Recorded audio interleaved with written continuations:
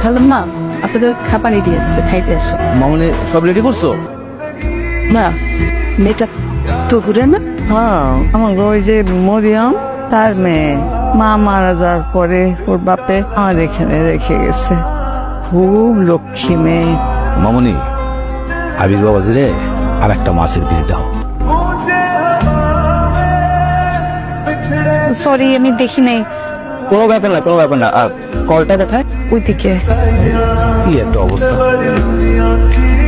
ভাইয়া আমার না ভুল হয়ে গেছে, আমি আসলে দেখি নাই। সরি। বারবার কেন সরি বলছো? আমি তো কমপ্লেন করছি না। আপনি জামাটা আমার দিয়ে দেন, আমি ধুয়ে দিব না। আমি ধুয়ে নিতে পারবো, আর নিজের জামা সবসময় নিজেই দিই, অন্য কেউ না। ঠিক আছে, আমি ধুয়ে নিচ্ছি, সমস্যা নেই।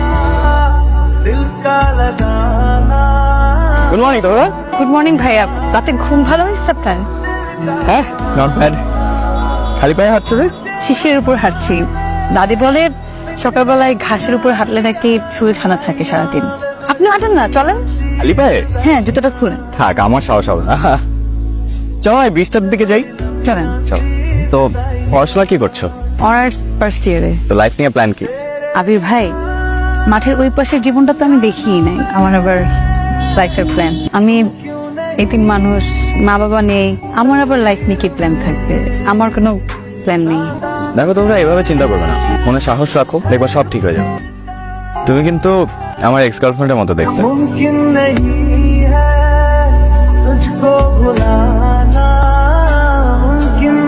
ঢাকায় চলে আসো না।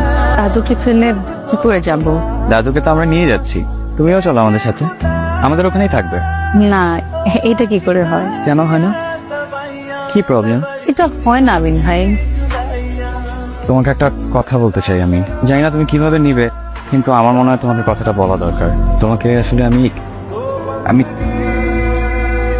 আমি একটু অন্যভাবে দেখি। কথা এত না পেঁচিয়ে সরাসরি বলুন। আমরা কি সত্যি সত্যি রেগুলার লক্ষিন্দরের মতো হতে পারি না?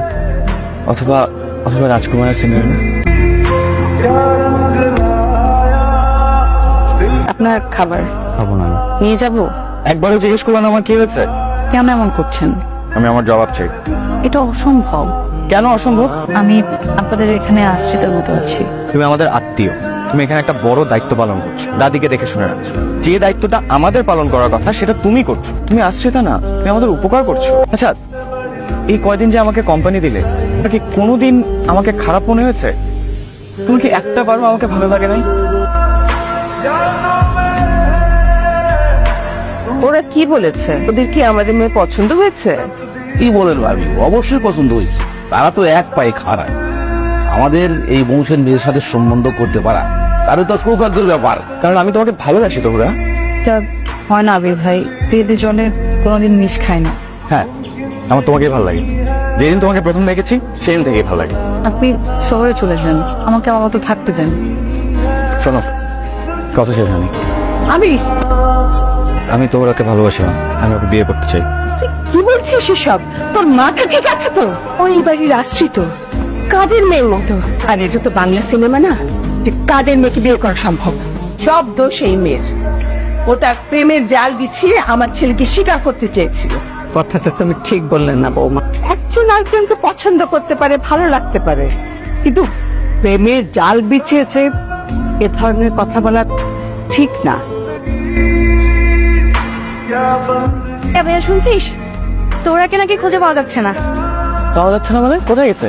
কোথায় গেছে কেউ জানে না। আবির আবির, আচ্ছা মেয়েটা অনেক ভালো রে ভাই, অনেক লক্ষ্মী। আজ ভেবে এই হীরার টুকরাকে পায়ে ঠেলে দিস না।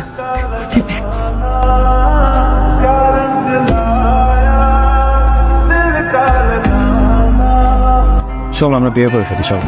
আমি আপনাকে ভালোবাসি না, আপনি চলে যান। আশ্রিত তহুরার বিপ্লবের কোনো অবকাশ নেই। সে জলে ভাসা পদ্ম।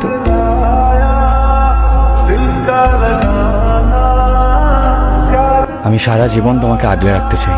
শিশির ভেজা ঘাসে খালি পায়ে হেঁটে যেতে চাই তোমার সাথে বাউল গান দেখতে যেতে চাই, তারপর ঘুটঘুটে অন্ধকারে একসাথে হাত ধরে ফিরতে চাই। তোমার হাতে রান্না খেতে চাই এবং তোমার চোখের দিকে তাকিয়ে বলতে চাই আমি তোমাকে ভালোবাসি।